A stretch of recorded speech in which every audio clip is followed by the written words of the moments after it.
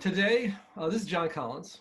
I am candidate for state representative in the 55th district, which includes Andover, Bolton, Hebron, and Marlborough. And today we're going to be talking about protecting Obamacare. Healthcare is on the ballot with Representative Sean Scanlon in our town hall. First, I'm just going to make a brief statement, and then I'll introduce Representative Scanlon, who I'll be calling Sean from now on. And so let's just start off because it's certainly in the news with the new Supreme Court Justice and the hearing today. It's been reported that the current generation of children and adults in the United States could become the first generation to experience shorter lifespans and fewer healthy years of life than those of their parents. In fact, new data from the Centers of Disease Control and Prevention found that American life expectancy has dropped for the third year in a row and may be the fourth year with new data. We can and we must do better to live up to our nation's health potential. There are three important system changes that we must address. First, more Americans need health insurance. The Affordable Care Act has brought health insurance to an additional 20 million. That's great. However, there's at least 27 million more that need to be insured. Second, the US must invest more in health and prevention. 75% of our healthcare costs are related to preventable conditions like obesity, tobacco use, and unsafe sex practices. Yet less than 3% of our healthcare spending is focused on prevention. Finally, health disparities exist among numerous populations. Health inequities related to income and access to coverage exist across demographic lines, but population-based disparities are impossible to deny as well. So for example, as reported by Family USA, African-American women are more than twice as likely to die during pregnancy compared to white women, and Hispanics are more likely to have diabetes than whites. So I've watched the battle for Obamacare for the last, 10 years, 8 years, and it's been a cynical one. I can remember back 20 years ago when the question was whether we could have universal health coverage, and the opponent said it was too expensive because it would cost $75 billion. Now $75 billion seems like a trifle when we're talking about 2.2 trillion or $2.4 trillion in our CARES package. And everybody, Democrats and Republicans, are going to be supporting it. And it's obvious that healthcare is beneficial to Americans. So in fact, studies have shown that infant mortality and cancer rates within the general population have gone down in places where Obamacare has been implemented and there's been Medicaid expansion. The Republicans now seek to overturn Obamacare by confirming a new justice, Amy Coney Barrett. But here to speak with us about healthcare in Connecticut, I'm honored to have Representative Sean Scanlon. So let me just give you a not short bio because when I read it, I was so impressed. Representative Sean Scanlon was elected in 2014 to the Connecticut General Assembly and is serving his third term. He's the son of a police officer and a small business owner. Sean learned the values of public service and hard work at a young age. After graduating from Guilford Public Schools and Boston College, he worked as a victim advocate in the Manhattan District Attorney's Office before joining the staff of Senator Chris Murphy in 2009. During his first term, Sean led the legislature's effort to combat Connecticut's opioid epidemic and became a leading voice on issues of mental health and addiction. In 2015, he co-sponsored Public Act 15-198, a landmark law that required education for doctors and other prescribers on prescription drug abuse, cracked down on doctor shopping for prescription drugs, and allowed pharmacists to prescribe life-saving anti-overdose drugs like Narcan over the counter. In 2016, Sean wrote and sponsored legislation making Connecticut the second state in the nation to limit first-time opioid prescriptions to a 7-day supply with exemptions for chronic pain as a way of reducing the number of unused and expired drugs in our communities. At the start of his second term in 2017, Sean was appointed House Chairman of the Insurance and Real Estate Committee. As co-chairman, Sean has written and passed legislation protecting people with pre-existing conditions from insurance discrimination, requiring health insurance plans to cover 10 essential health benefits such as maternity care and hospital visits, creating Connecticut's first prescription drug price transparency law requiring drugs companies to justify large price increases, and instituting the first insurance and consumer safety standard for ride-share services like Uber and Lyft. In addition to serving as the House Chair of the Insurance and Real Estate Committee, Sean serves on the Public Health and Finance, Revenue, and Bonding Committees. He lives in Guilford with his wife, Megan, son, Jack, and this is what I love, his dog, Delaney. All right, welcome, Sean. Good to be here, John. Thank you for having me. That was an incredible resume, and thank you for all that you've done for the state of Connecticut. So, Sean, can you give us an overview of Connecticut's healthcare situation and how it implements Obamacare now? Yeah, well, first, John, thank you for having me on. You have an impressive resume yourself, and when you asked me to do this, I was delighted to do it because I think that you'd be a great addition to the House. Obviously, you've been doing very good work at the local level as a selectman, and obviously you have a very impressive resume and a career, and I enjoyed the part about you serving the Peace Corps in Nepal, which is certainly a far-flung post, but one I'm sure that was super rewarding, and I really look forward to hopefully serving with you in the House when you win. But one of the things that I think you reach out to me about is because you have a passion for healthcare, and it's clear that you want to hit the ground running when it comes to healthcare, and I don't blame you for wanting to do that. It's what every candidate should want to do when they get elected to office, because it's one of the single biggest issues on the minds of the voters of Connecticut and the families of Connecticut. And that's in normal times, not even in COVID times. Now it's especially more and more important. And as we sit here on this conversation, there are families, no doubt, across Connecticut sitting around a dining room table talking about how they're going to be able to afford their health insurance, worried about what happens if they, like other people in their Connecticut, have lost their job and therefore lose their health insurance with that job. There are people who are turning 26 who are worried about losing their insurance there. And there's a heck of a lot of people watching TV today and the hearing that's going on, really worried about what would happen if the ACA goes away. And so, as you just alluded to, during my 4 years as chair, I've done everything in my possible power to codify many of the pieces of the ACA into state law, because we always knew that this day might come. Since the day that Donald Trump was elected president, frankly, since the day he had declared his candidacy, he has been trying to get rid of the Affordable Care Act. And because we can't control what happens in Washington at the state level, all we can do is try to do our best to protect our constituents from the federal government if the federal government is not on the side of people. And I frankly think that this federal government is not on the side of people. And it's a big challenge. And it's one that I think is very exciting. We have made great progress, but there is still a lot left to do. And that's one of the reasons why, John, I'm so excited to have you in Hartford representing us, because I know that you'll be a voice for that kind of change that we need. Well, thank you. Thank you so much. Okay, so in terms of Connecticut, what are the components of Obamacare and how do people get it right now? Yeah, so there's a lot of misconception about what Obamacare is, and the president sort of talks about this as if it's some sort of meme. Well, Obamacare is something that has helped each and every person in Connecticut, whether they know about it or not. And I'll break down quickly why that is. So one of the main tenets of Obamacare was that they wanted to reduce the uninsured rate, and they wanted to give people access to purchasing insurance. They did that primarily, John, in two main ways.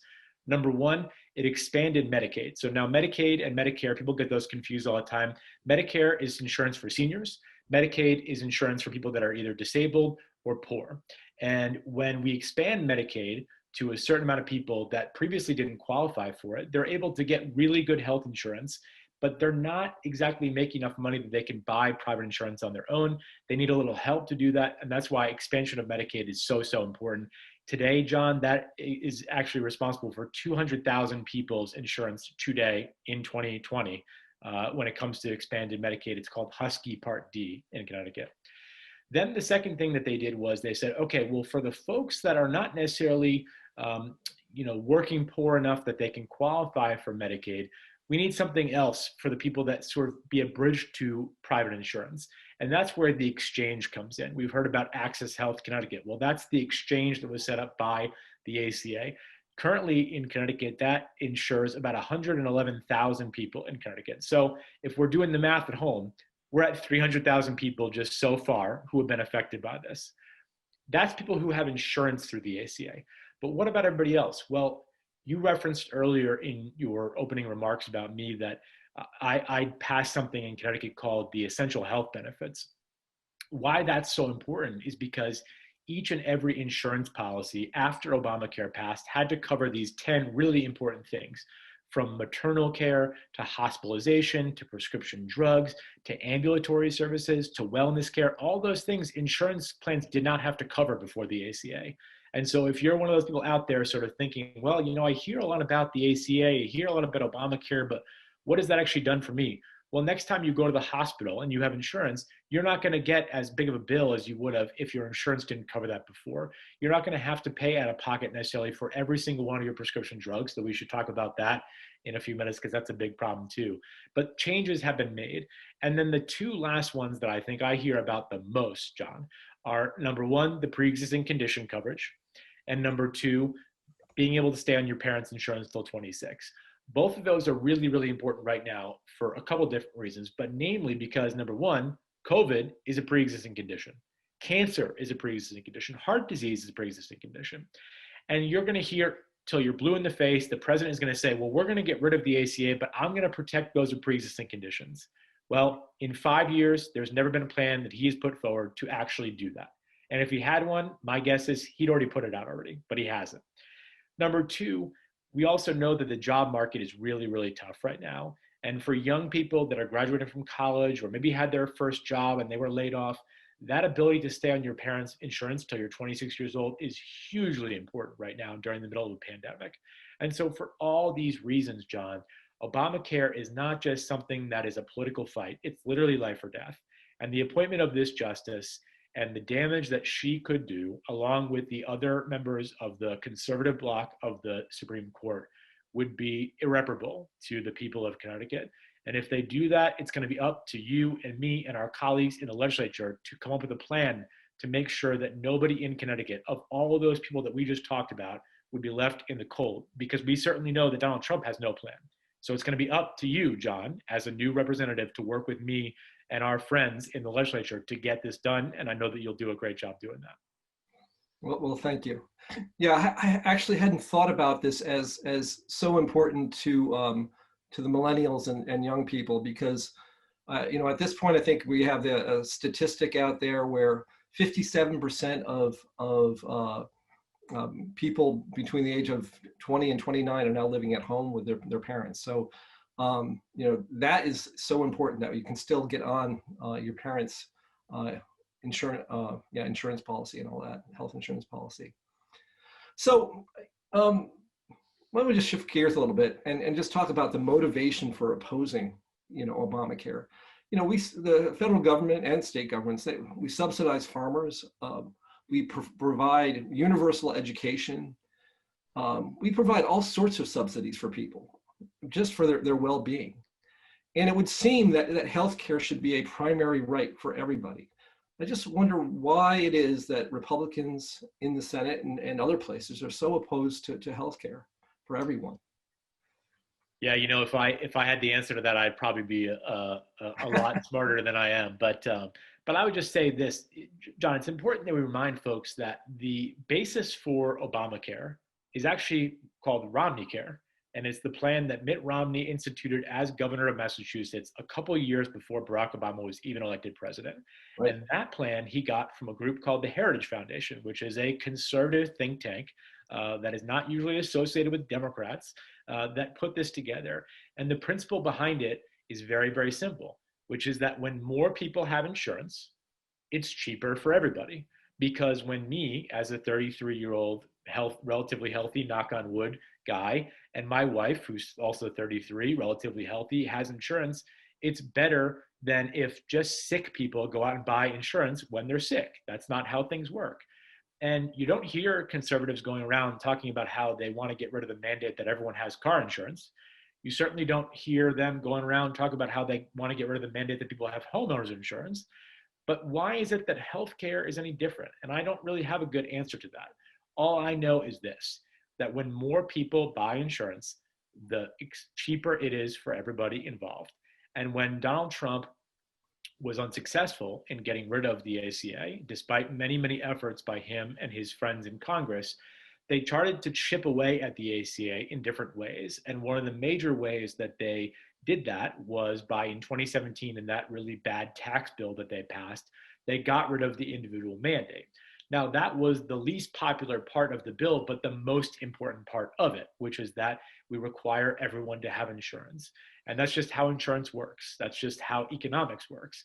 And so when they got rid of that, that opened them up to the exact court challenge that they're facing right now, that on November 10th is what the court is going to take up, because the lawsuit that's currently being sponsored by a couple of state attorney general on the Republican side, led by Texas, and then the president's Justice Department basically says that once that was invalidated, the whole law should be therefore invalidated. And that's the premise of which we're fighting today.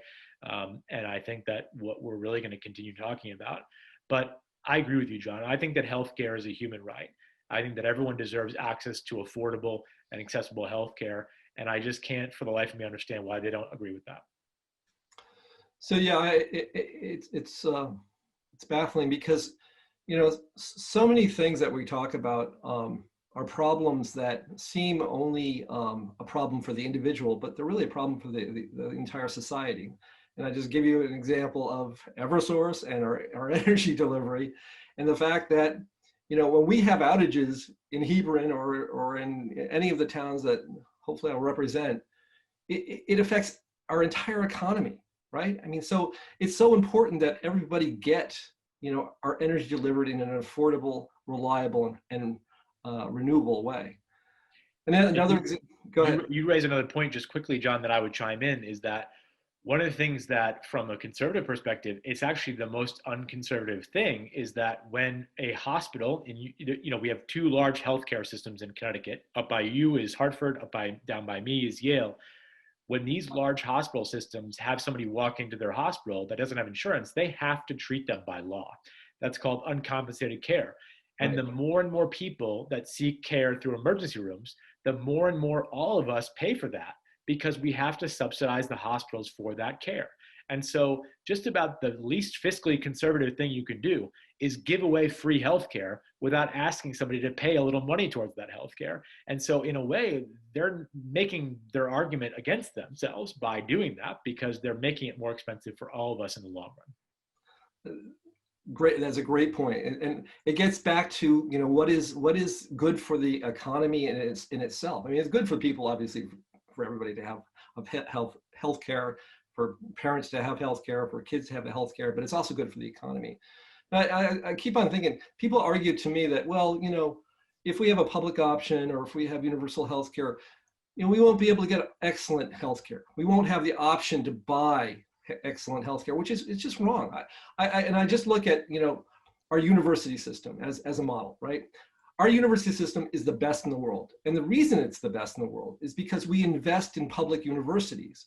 And our public universities, UConn, is a great university, and it's good for, you know, for everybody can get, well, not everybody can get in, but most people that work a little hard can get in. But then you have this, the other part of the equation of the private universities. And anybody who wants to pay to go to, you know, a Harvard or a Yale or whatever they can get into, that's the other part of the system. And that system works well for our society. And I think a similar type of system could exist in healthcare. That is a public option with, you know, if people want to get more, go Yeah. for it, right? So one of the questions people have is how do we ensure that we get the highest quality of care possible, and that it's relevant to the needs of people, that we don't pay too much for these for healthcare? Does the Connecticut system have that, or are there ideas for, you know, making it more efficient? Yeah. So one of the most common complaints about the ACA is that it didn't really drive down the cost of healthcare. And I'd be the first one to admit that it did not do that as well as I think it should have, and as well as President Obama probably thought that it would. That's why we need to build off of it, not get rid of it. The basis is there, right? We're already covering 300,000 people. We're already making sure that insurance plans cover certain things. We're making sure that people can stay on their parents' insurance till they're 26. They don't get discriminated against because they had a disease like cancer. What we need to do now is make it more affordable. And I would contend that the best way to do that is through injecting a public option. And the reason for that is because right now there's no incentive for any of these insurance carriers to offer competitive pricing, because there's essentially a scheme that's happening where they all basically collude to keep the prices relatively flat. And perhaps one plan is less than the other, and you can twink around and you can shop around and you could go to a local insurance agent or drive yourself nuts, sitting up at night reading all this fine print. But at the end of the day, they're really not going to be any more competitive than the other because there is nothing competing with them. And that's why I think President Obama really pushed for a public option. In the great irony of this conversation, the person who actually killed that is former Senator Joe Lieberman, who was the deciding vote. John knows him well. Deciding vote to get rid of the public option in 2010. And I think that the ACA has suffered tremendously because of that, because there was never that competition that they intended. So obviously, Joe Biden, I hope in 22 days will be elected our next president of the United States. And he has said very clearly that he wants to put together a public option. But we also know that healthcare is really hard, and passing healthcare at the federal level is really hard. So for the last 2 years, I have introduced a public option here in Connecticut. It starts with allowing our small businesses and nonprofits to buy into the same health insurance plan that I have as a state rep. And I will tell you, John, in my 2 years of sponsoring this bill and doing downtown walks in my district, I've never had one business owner tell me, hey, Scanlon, that's a bad idea, and I don't want to save any money on my health insurance for my employees. Right. All of them think it's a good idea. And I think it's only fair that when people say, hey, you guys have really good health care, I turn around and say, yeah, I know, you should too. And that's why I want to give you mine. It doesn't add any additional money to the state budget. It's not some expensive bill. It's a pay-as-you-go system. And so when we start and we show the progress that can be made by taking the single biggest expense that our small businesses have, which is healthcare, besides their payroll, it's the one thing that they all have to worry about the most, we can get Connecticut's economy moving again. That's something you talked about earlier, which is that this is not just about health, it's also about the economy. And when people are healthy, they're productive in the economy. And if we can make productivity easier because we can take away that burden from our businesses, I think that we can get Connecticut's economy going in the right way. And so I hope that the president, the vice president Biden is successful when he becomes our president. But if not, and if the gridlock in Washington continues, that's why it's so important that we at the state level take up that cause and give people that relief if they can't do it at the national level. That's great. I mean, and it's interesting. We're Democrats, and are always talking about business competition, which is the foundation of capitalism, right? I mean, we talk about Eversource, why they failed, that there wasn't enough competition, and in the healthcare arena, competition is essential. And what you just said about small businesses, if they can get their healthcare costs under control, it makes them more competitive, and they can compete with bigger companies. Absolutely. So competition is so important. Let's just talk about the Supreme Court just for a minute. So what would happen if the conservatives took over the court more than they do right now, and they overturned Obamacare? What would happen to Connecticut in our healthcare system? So I think that that's the most important question that we don't know the answer to, because they could rule in a number of different ways. They could phase it out. They could require it to be killed over time. They could get rid of it overnight. But either way, I think that the choice is clear here. And I've been saying, and you mentioned it earlier, healthcare is on the ballot, because while Judge Comey Barrett is not on the ballot, she will make a decision that will impact 330 million Americans. It's up to us then, as has been the case whenever there's been a bad court decision in history, to step up and fix that problem. They're basically going to drop a bomb and then walk away from it. And it's going to be up to us to fix it. Now, Connecticut does have our fair share of budget problems. A lot of those were caused by decisions that were made 70 years ago by people that are long gone since then in government. And COVID has strained our budget even further because of the amount of services that we've needed to provide and the hit that that's taken, because we had at one point 750,000 people collecting unemployment instead of paying taxes towards our budget. And so it's not really possible for us to replicate every part of the ACA at the state level. States just don't have the ability to do that. But we can make those changes in smaller ways. I've already codified some of those things into state law to protect those people with pre-existing conditions, to add those essential health benefits. But we have to go further than that. And we have to find a way that if 300,000 people lose their insurance in the next 3 months, we've got to have some semblance of a plan to help those folks. And I won't tell you tonight on October 12th that I have all the answers to that, John.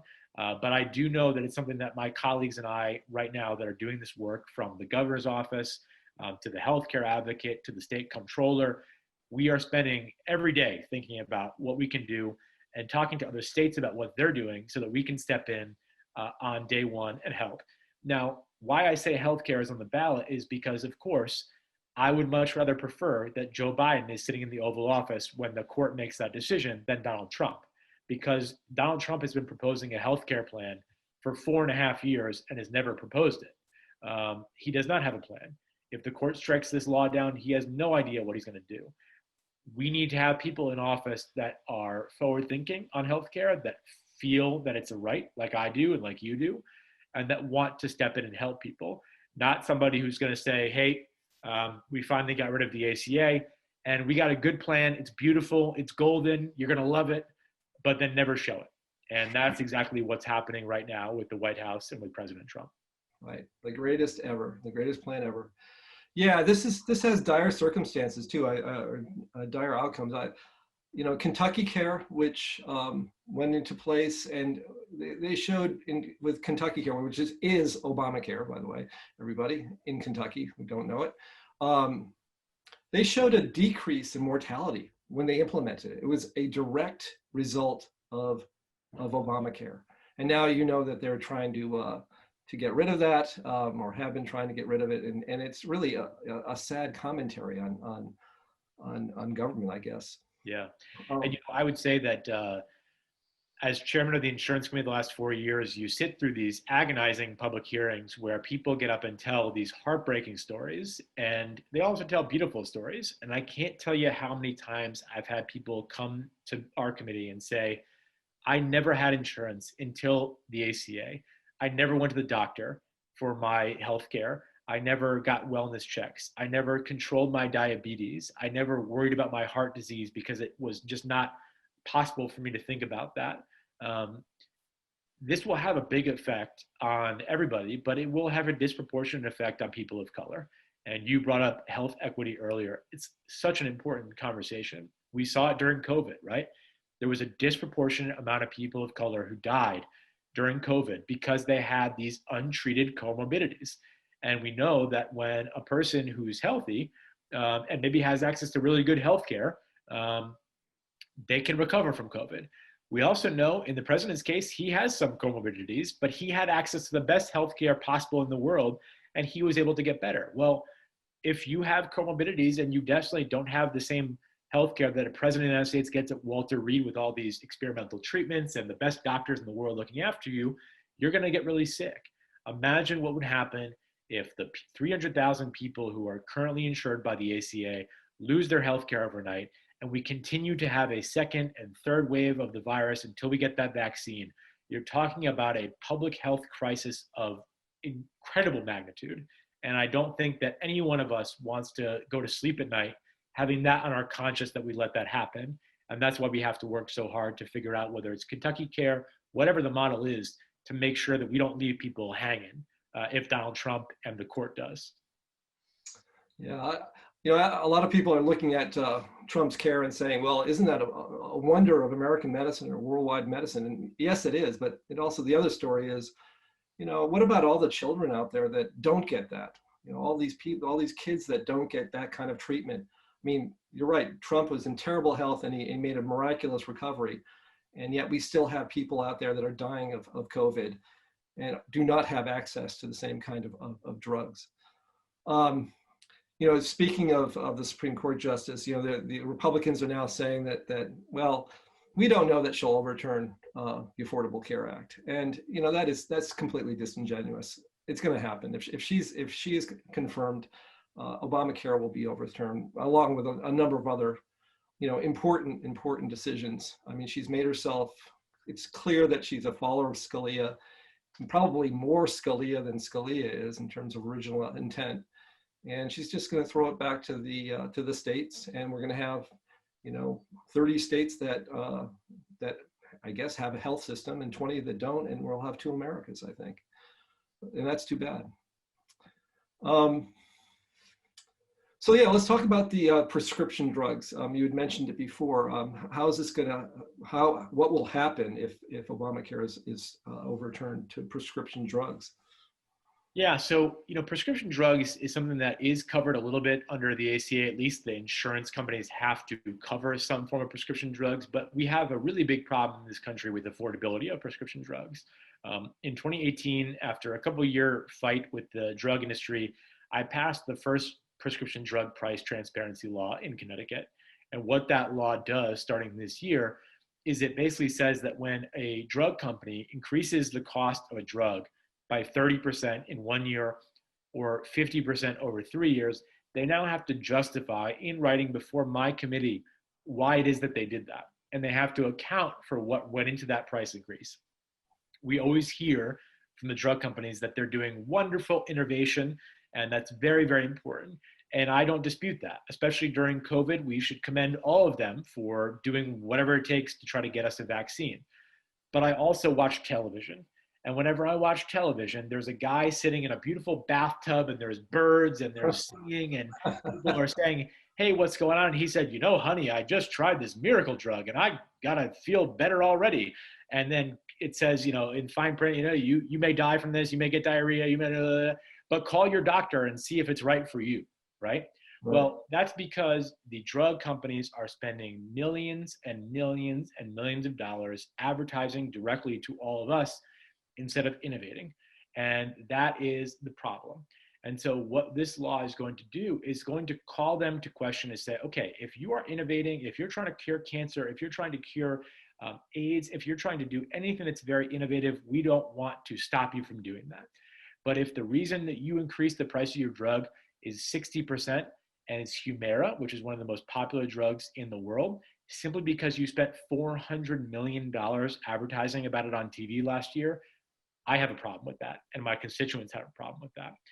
So the answer, though, is, okay, well, once you find out that answer, transparency is great. What are you going to do about the price? And what we're going to do about the price, and what I had introduced this year, but we lost our session, was to create a drug review board like they have in Maryland, where every single price increase comes before a board.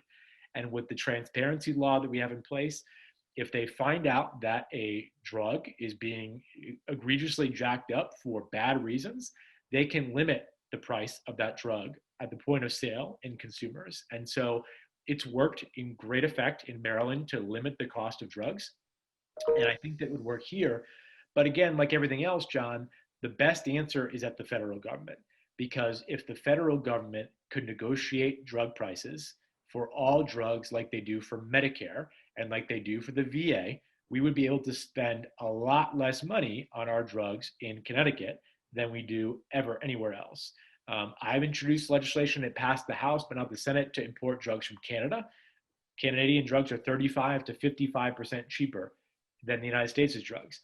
There's no secret there. There's no better drug there. It's simply because their government negotiates directly with pharmaceutical companies to buy the best price and get the best price based on buying for the biggest scale. And we don't do that. And that's a big problem and something that I hope the next administration does. But again, we have this dual role, John, and you're going to have this dual role as a state rep where you're cheering on our friends in Congress to do the right thing. But when they don't, or if they don't, we need state solutions. And that's why it's such an important issue that we do and tackle here at the state, in addition to the feds. Yeah, so before COVID, I was reading that drug companies had actually introduced very, very few innovative drugs in the last 10 years. And in fact, most of their formulations have gone into combining drugs into a new product, much like, Excedrin is what aspirin and caffeine. I guess that's the difference there. But most of the development comes from the federal government, from NIH, from our laboratories, and from universities. So it would be good to get more of the payback to the taxpayers for all the infrastructure and all the research and development that we do.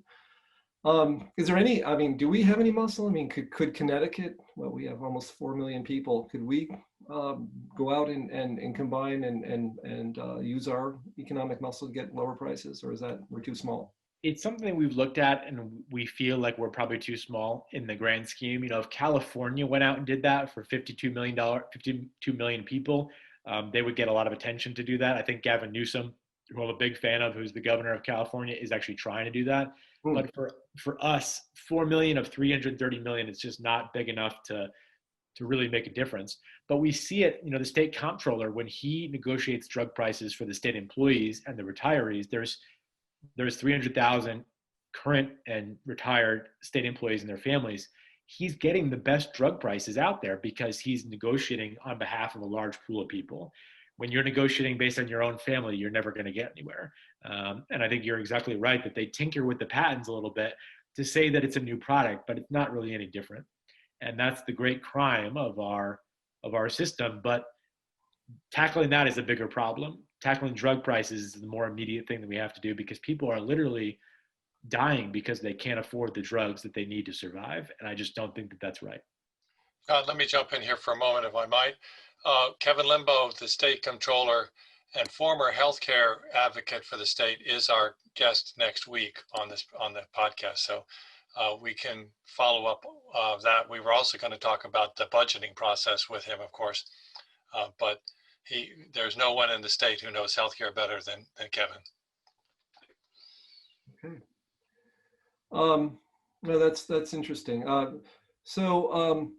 Yeah, well, why don't we open it up to questions now? Does anybody have a question for Sean? Yeah, Diane. Well, my question was to follow up on what you just said. And is it possible to combine with other New England states to negotiate with companies? I mean, maybe New York is too big, or Massachusetts already has, but Rhode Island or New Hampshire, Vermont, we do have contiguous borders, and oh no, not with New Hampshire and Vermont, but Massachusetts anyway, Maine. Yeah, Diane, it's a great idea. It's something that we actually have explored. I'm part of a group called US of Care, and they're a group that promotes better healthcare options for people, and they basically like a think tank for healthcare in Connecticut. And we've had some preliminary conversations about that. I think the governor is very interested in possibly pursuing that, but still very, very early on in that process. Okay. Anybody else? John, it's Mal. I have a question. Oh, go ahead, Mal. This show, as well as all the other town halls John's done, have shown on local cable TV. I happen to be on the board of directors of the station, and one of our huge struggles is health insurance for our employees. So my question to you, Sean, and it's funny because at our last board of directors meeting, the question came up, hey, we're getting close to renewal. Last year they had to get rid of the plan that was a decent plan because the increase was so high, and now they have a high deductible plan that really is not very good.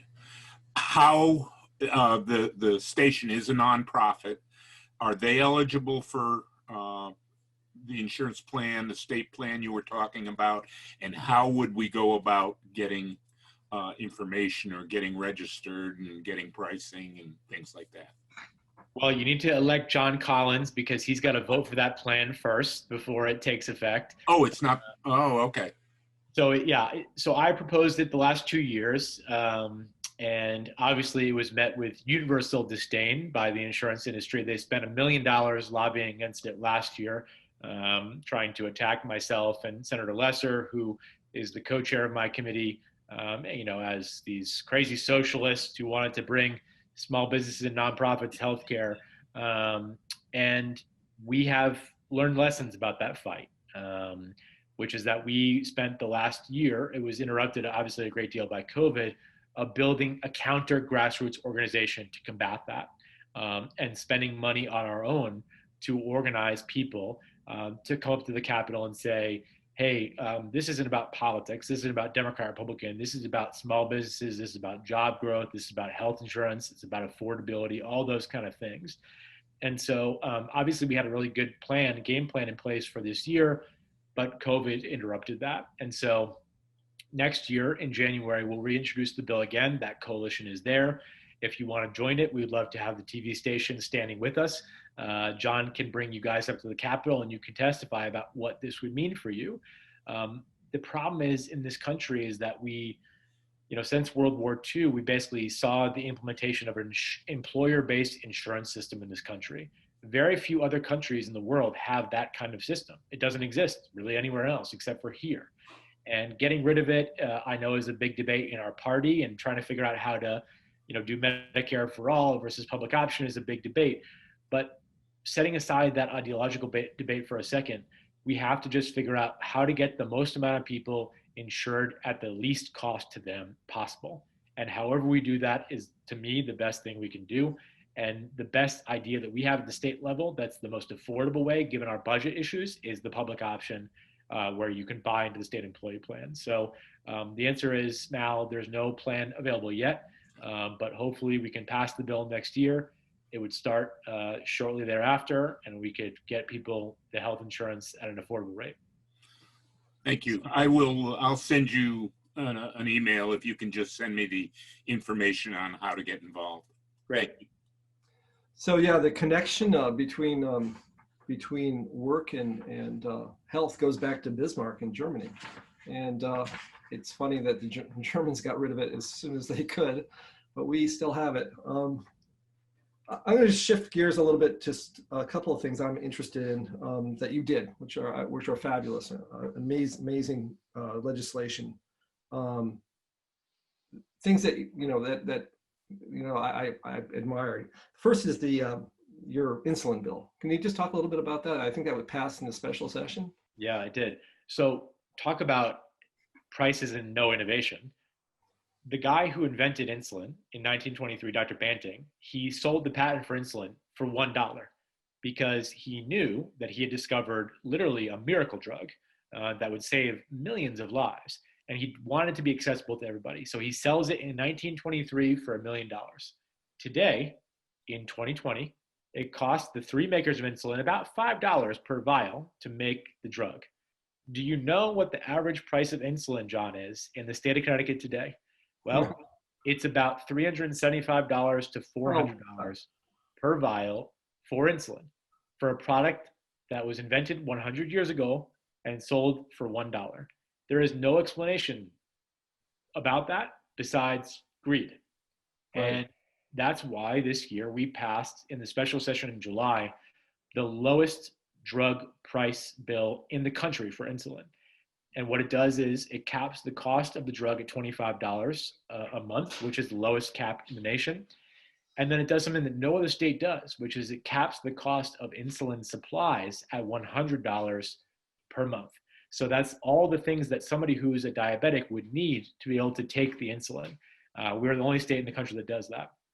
It also importantly creates a system where anybody who needs insulin can walk into any pharmacy in the state once per year and get an emergency supply of insulin. It's something called Kevin's Law, based on a kid in Ohio that died because over the holiday weekend, his pharmacist and doctor couldn't get on the same page with his prescription. And even though he went to that pharmacy every single month for his drug, the pharmacist says, "Hey, Kevin, I'm sorry, I can't help you." He was found dead in his apartment by his girlfriend 2 days later because he had died from a diabetic shock. So we passed that law here in Connecticut. And I would say that this is important, John, because again, back to I hear those stories, right? And you've probably heard them on the campaign trail. I just remember one kid testifying in the hearing, and his name is Campbell, and he said, "I spend more money on insulin every year than I do to go to Western Connecticut State University for an entire academic year." And I thought about that for days after, and I was so pissed off about it. I'm sorry to say that, but it was so frustrating to me that there are people like that everywhere. And I've had my own constituents come to me and say, I literally ration my insulin. 1 in 4 people in America rations their insulin because they can't afford it. And so we basically just said, enough is enough. We want to change this. We want to pass the lowest cap in the nation. And of the 6 years that I've been doing this job, it's one of the bills I'm most proud of doing in the last 6 months. As you should be. I would have crawled to vote for it in special session. The other thing that you're doing a lot of great things with is the opioid crisis. Yeah. We don't hear about it very much now, but it's still there. Still there, getting worse. Getting worse, and it's such a tragedy for our society. What can we do in the legislature? Yeah, so you're so right to talk about how it kind of went away. And when I got elected in 2014, we were sort of at the height of what was sort of known as the second opioid crisis. We all know that there was a massive opioid crisis in the 80s and 90s when it came to drugs. We just didn't talk about it because it wasn't white people that were being affected by it. It was people of color mostly. And when 2014 rolled along, when we started to see this become more of a suburban and a rural issue, people started to pay attention to it. I was always paying attention to it because my family suffers tremendously from substance use disorder, and I have a long, long history of addiction in my immediate family. And it's something that drove me to run for office in the first place, because I didn't think there was enough people that were working on substance use disorder and mental health. And so when I got to the legislature, I was basically given the ball by the speaker because at the time, people wrongly thought this was only impacting young people. And at the time, I was the youngest person in the state legislature. And so they asked me to take this up. That's actually a misnomer. It affects everybody, regardless of what age you are. But to make a long story short, John, I passed this big bill my first year in the legislature. You referenced it earlier. And I won all these awards, and everyone was sort of saying, hey, Scanlon, you solved the opioid crisis. And I knew that that was not true. And that really hit home for me because a couple of days after the governor signed that bill, my next door neighbor died of an opioid overdose, 18-year-old girl. And I said to my wife, how is it that I could be living next door to this girl and I could be in the news and all over and getting handed a pen, and my neighbor dies of this? And it was then that I realized that there was no silver bullet solution to any public policy problem, especially not a crisis like opioids. And so, as you said in my bio, I have passed a bill every single year that I've been up there in the legislature to try to chip away at this problem. And the single biggest thing that we need to do, that I've been trying to do for a couple of years, that I think would make the biggest difference, and that I would hope to have your help on, is that the drugs that people can take, it's called medication-assisted treatment, like Suboxone, like methadone, those drugs are not available to everybody. And we know that when those drugs are available to people, they literally can save lives, because recovery is possible. And those drugs can help that recovery if they're coupled with good outpatient counseling, with support systems in place, with support groups in place. Some of my family members have been very well versed in AA and NA. Those programs are great, but you have to couple that with some serious medicine and with some serious clinical help. And unfortunately, a couple of years ago, I passed a bill to create mental health parity in Connecticut, which basically says that no insurer can treat anybody differently when it comes to reimbursement for insurance for physical health and mental health. There can be no difference. But one of the things that was bad about that bill was that the original version of the bill contained a parity requirement for MAT, and would require the insurance companies to have that. Well, they were successful in getting that taken out of the bill, which was a huge disappointment for me, but a compromise that's necessary for politics. And I introduced a standalone bill to require MAT coverage for all insurers this year. But again, like everything else, it was killed by COVID. And so when you get elected, John, I'm going to ask you to co-sponsor that bill, because there are tens of thousands of people out there in our state right now who are being denied coverage for that life-saving drug because their insurance just doesn't cover it.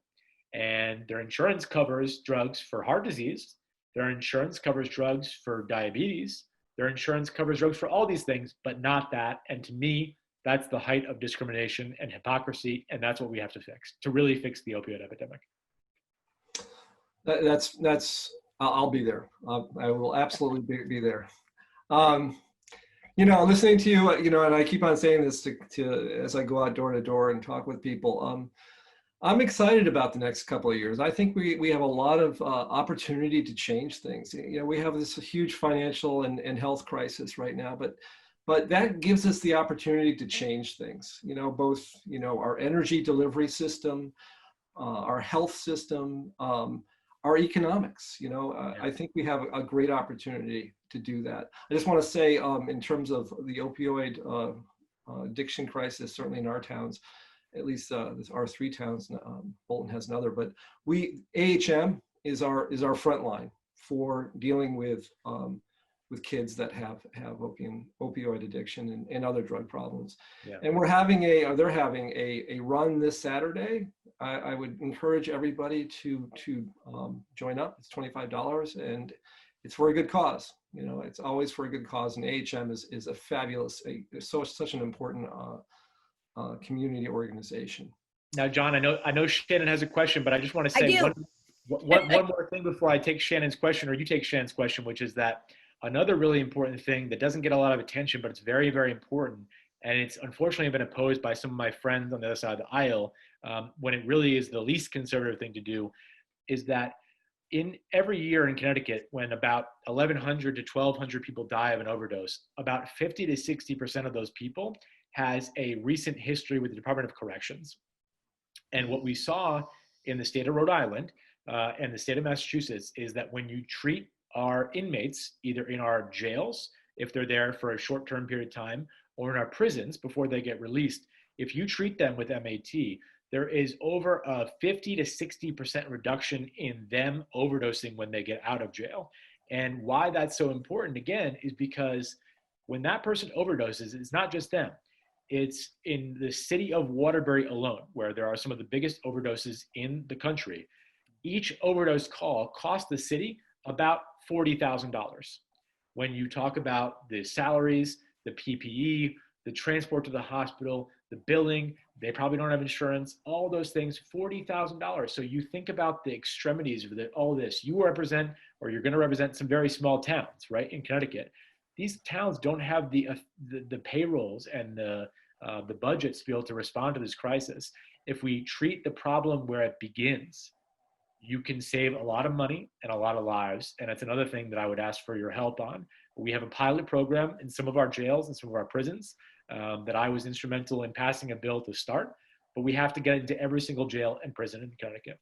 So it gets back to my original statement about 75% of all of our healthcare costs come from preventable health problems, and we only spend 3% of our budget on actually preventing it. So yeah, I'm excited about it, Sean. This is great. So go ahead, Jen. So you took my question, John, but I have another one, as always. I just want to compliment you, Representative Scanlon. I've been listening by phone. You're incredibly articulate, and thank you for your tremendous work in this incredibly important area. I became very familiar. I'm a lawyer and a divorce lawyer, and was representing, mediating for a couple whose son was an opioid addict, and became very familiar with Suboxone and all that kind of stuff. So I really appreciate your work in that critical area. My question is, I've always been very offended by how mental health is not treated equally by health insurance. It just seems, and especially important during this pandemic, and I'm the chair of the Board of Ed in Andover, watch the anxiety levels, the stress. Just wondering if there's a way, and obviously we're the insurance capital of the world, or we were, but is there a way to push the envelope there? It just seems really critical, and the appropriate time, given what our country has gone through with the pandemic, to deal with mental health issues finally. Yeah, so that's a great question, probably the most important question. Shannon, thank you, and thanks for your kind words, and go Joe Biden behind you.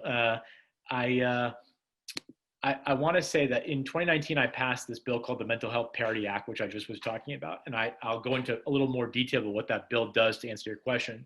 So, but to do that, I have to give you a quick backstory. So in 2008, Patrick Kennedy, who is the son of former Senator Ted Kennedy, who actually has become a friend of mine, and his brother served as a state senator with me for 4 years, and then he retired from the legislature. So I got to know them very closely. Patrick has struggled with addiction his entire life, very famously. He crashed his car into the Capitol in 2006 before he was sober. And he has now made it his life's work to try to address this issue. In 2008, he passed a federal mental health parity bill, but the problem with it is that it didn't have any teeth. So it said you have to have parity, but when they didn't have parity, there was nothing to check them for not doing that. So he is now going around to different states and passing a parity bill with teeth, which is what we did. So now every year, the insurance companies have to come before us in the insurance company and attest to the fact that they attain parity, and they have to provide the stats to back it up. And if they don't, we can put them on a performance improvement plan, sort of like a teacher when their kid doesn't do their homework. We can, Board of Ed chair, you know what I'm talking about. You can get them on a path. And if they don't get on that path, there are real consequences for them when it comes to their ability to get higher rates by the insurance commissioner, which is what they really care about. So there's teeth in this thing. This is the first year that they had to do that. So the first parity report is due in the beginning of 2021. And I am very looking forward to seeing what they did and what they didn't do. But I would tell you anecdotally that I heard a lot of people saying that because they knew there was a microscope on them, they were all of a sudden getting their claims processed. They were all of a sudden getting more providers in their network. And so sometimes the bully pulpit that we have in politics is almost more important than a bill itself, because once they know that people are paying attention, they can not get away with some of the stuff that they did before. And to John's point, and you know this better than anyone, Shannon, is that mental health and addiction is something that we used to sweep under the rug for years and years and years. And those people like my father, who was a terrible alcoholic, were ignored by society. No more. We're ending the stigma. People are coming out of the shadows. They're saying my story matters. It was just mental health, World Mental Health Awareness Day on Saturday. And I think we're making progress, but we have to continue making that progress.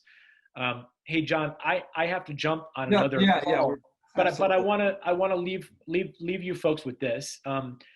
I worked for Chris Murphy for 10 years, and you just talked about excitement and how you're excited to get to work. And I'm excited about the work that I'm doing, and I'm excited to work with you. But I want to tell you the story that Chris Murphy used to tell me, which is that when he first got elected to Congress, he got a letter in the mail from a guy named Toby Moffett, who some of you may remember. He was a congressman in Connecticut for a little while, and a great guy, and he actually lives in my district now. And Toby wrote Chris this really long letter, and he said, you know, there are days when it's really hard to be a U.S. congressman or to serve in any public office. But when you go to work every day in that beautiful Capitol building, and when you're walking from your office over to the Capitol building, if you ever look up at that dome and you're not in awe of the power that you have to do good, that is when you should turn around, go back to your office, and write your resignation letter, because you should no longer be a member of Congress. And unfortunately, too many of my colleagues, John, in Hartford, and far too many people in Washington don't live by that maxim. I think that you're going to, and I think that I do, and I think that the extent that there's more of us in Hartford that feel that way, I think the better we're going to be to get more change for our constituents. And I'm just really glad you asked me to join this tonight. I wish you the best of luck in a few weeks, and I look forward to hopefully serving with you and fighting these fights. Well, thank you, Sean. And thank you. You've shown that there are really great things that you can do in government. And I'm excited hearing your stories, hearing what you've done is just inspiring. So we're going to end it here, our town hall. This has been a fantastic town hall. Again, thank you, Representative Sean Scanlon. That ends tonight. We'll have another town hall next week at 6 o'clock on Monday, and I hope to see you there. Thanks, everybody.